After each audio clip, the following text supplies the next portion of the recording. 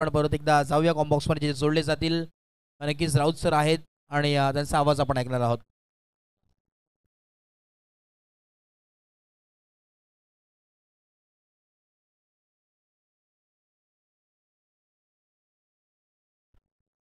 चला match on होते. काय लाजबाब मॅच मगाची बघितली आपण. रुपेशने एक हाती नक्कीच सामना विजय करून दिला. या मॅच मध्ये कोण जिंकतंय? एकच ओव्हरची मॅच आहे. पहिल्या चेंडूवरती प्रहार चढवलाय. किती धावा मिळतील?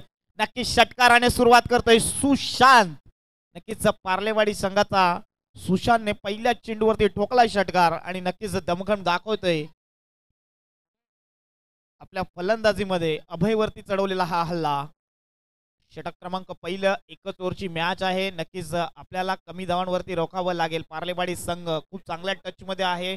असेल तो मात्र सुशांत, असेल तो मात्र दीपेश, या दोघे चांगल्या टच मध्ये आहेत. पहिल्याच चेंडूवरती मोठा धमाका दाखवलाय मात्र फलंदाज सुशांतने. पुढचा चेंडू अभय याचा.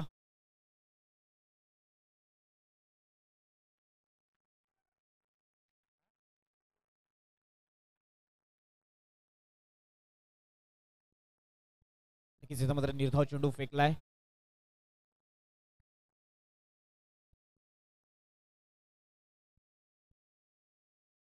एक तेरी तो एक मेरी. एक एक ओव्हरची मॅच आहे. कोणता संघ जिंकेल, कोणता संघ पुढे जाईल याकडे सर्वांच्या नजरा लागतील. पार्लेवाडी संघ की नक्कीच आडाचा कोण संघ.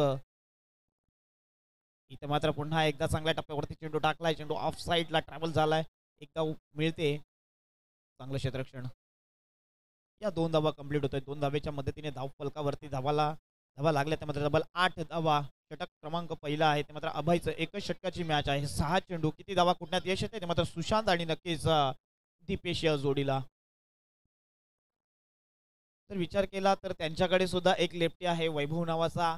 पार्लेवाडी संघाकडे सुद्धा एक लेफ्टी आहे. लेफ्ट हँड बॅट्समन आजच्या दिवसामध्ये इम्प्रेस केलंय. पण जर विचार केला रुपेशचा, यांनी खरंच एखादी सामना मागच्या मॅच मध्ये जिंकून दिला. इथं मात्र बॅटची एज लागली जाते. क्षेत्ररक्षक येईल, फलंदाज होईल बाद. धक्का क्रमांक लागतोय तो मात्र पहिला पार्लेवाडी संघाला.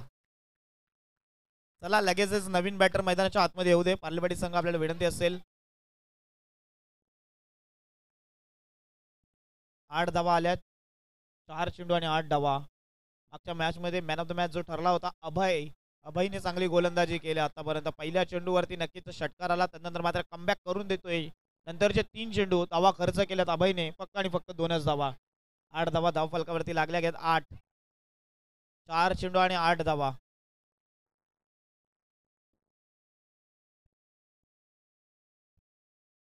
पुढील 2 चेंडू किती धावांचं टार्गेट सेट केलं जाईल नक्की जर विचार केला तर पार्लेवाडी संघाच्या माध्यमातून त्यांच्याकडे सुद्धा वैभव आहे, त्यांच्याकडे सुद्धा अभय आहे. हे स्टार खेळाडू आहेत. ते मात्र आडाचा कोण संघाकडे. पुढचा चेंडू इथं मात्र बॅटच्या रडार मध्ये होता. टॉप एज लागलाय. चेंडू हवेमध्ये आहे. क्षेत्ररक्षक येईल. इथे मात्र झेल झालाय miss. Catches win the matches समीकरण आपण सातत्याने बघत असतो. बॅकअप सुद्धा नाहीये थ्रोला, परंतु फलंदाज होईल बाद. या 2 धावा कंप्लीट होत्या. तिसऱ्याला नक्कीच फलंदाज बाद होतोय. मात्र Satish back to the dugout. शेवटचा चेंडू असेल. किती उलटफेर आपल्याला बघायला मिळतात. षटक क्रमांक हे पहिलं आहे. एका ओव्हरची मॅच आहे. यामध्ये नक्कीच पहिला षटकार, त्यानंतर आलेले 3 चेंडू चांगले आणि आता मात्र नक्कीच फलंदाज बाद होतोय. नेक्स्ट मॅचचा लगेचच टॉस करून घ्यायचा आहे.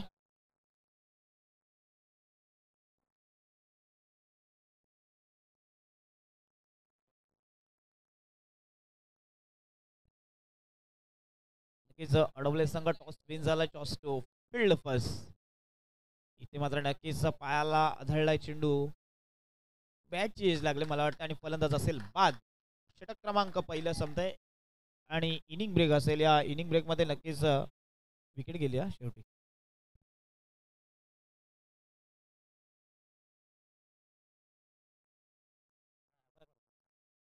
11.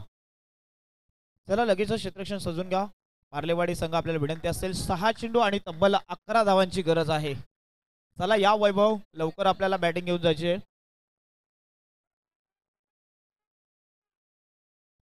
6 चेंडू आणि तब्बल 11 धावांची गरज असेल. 6 चेंडू आणि 11 धावांची गरज असेल.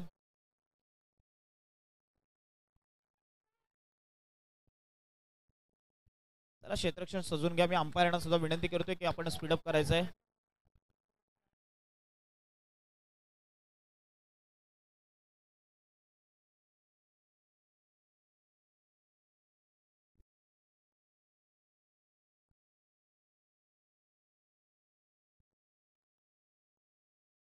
तर लवकर क्षेत्ररक्षण सजून घ्यायचंय. सलामीची जोडी आडा चौकोनचा विचार केला वैभव आणि नक्कीच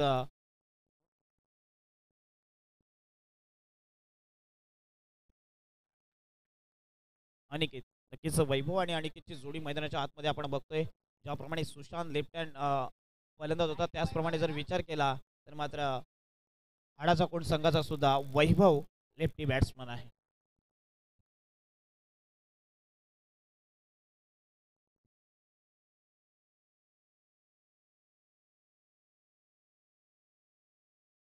यापुढील मॅच नक्कीच KVR कुरपण विपक्ष अडवले संघ टॉस विन झाला. टॉस टू फील्ड फर्स्ट यांनी क्षेत्ररक्षणाचा निर्णय घेतलाय.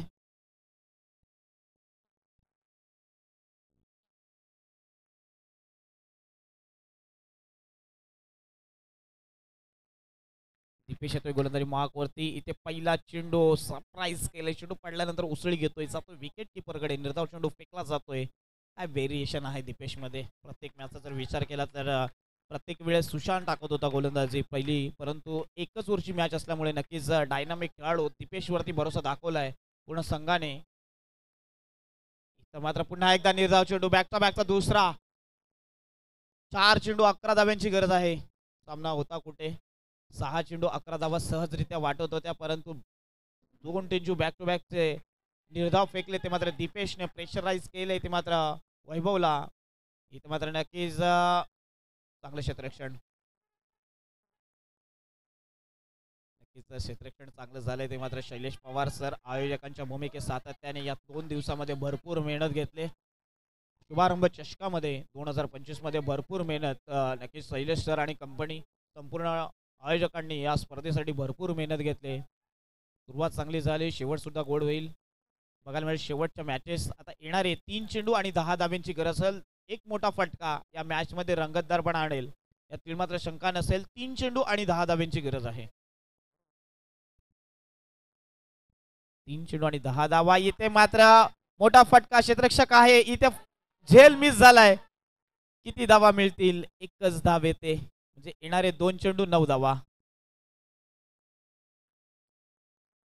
2 चेंडू आणि 9 धाब्यांची गरज.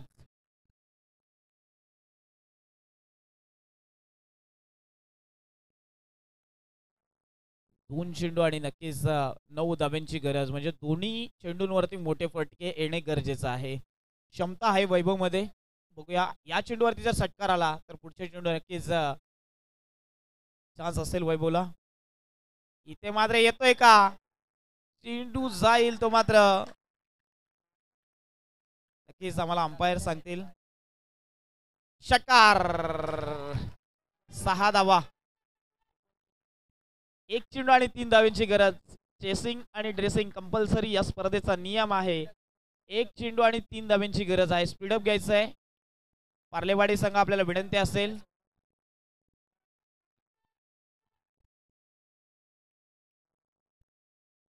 एक चेंडू आणि नक्कीच 3 धाब्यांची गरज असेल. 1 चेंडू आणि 3 धाबा. इथं मात्र बॅटची एज लागली जाते. क्षेत्ररक्षक आहे किती धावा मिळतील आणि इथं मात्र फलंदाज होईल बाद. नक्कीच एक झेल घेऊन फलंदाज बाद असेल. 9 चेंडू.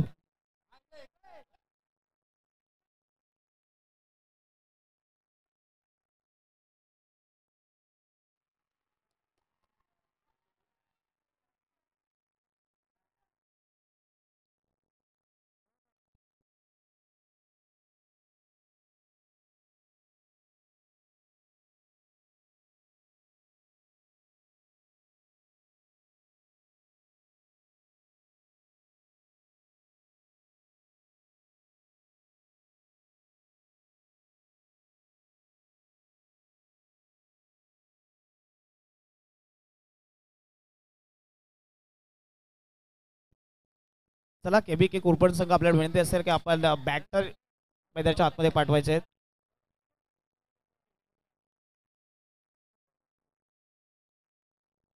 चला मी पार्लेवाडी संघाला विनंती करतोय की आपण मैदान सोडायचंय.